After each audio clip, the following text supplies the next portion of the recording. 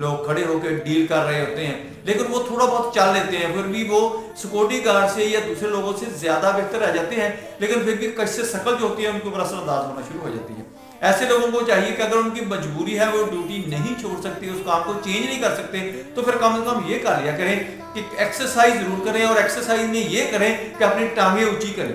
Sir को अपने धड़ को नीचे करें और अपनी टांगों को ऊपर करें, जिसकी वजह से वो खून जो है उसका दौरानिया जो है वो हमारे हार्ट की तरफ, हमारे ऊपर वाले हिस्से की तरफ जाना शुरू हो जाता है, फिर दोबारा वो जो प्रॉब्लम बनी होती है वो नहीं बनती।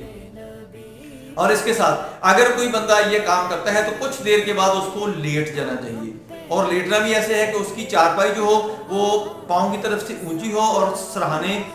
सर की तरफ से थोड़ी सी नीची होनी चाहिए, ताकि खून का जो फ्लो है वो सर की तरफ, धड़ की तरफ होना चाहिए, टांगों की तरफ से खून दूसरी तरफ आना शुरू हो जाए। जब हम ऐसा करेंगे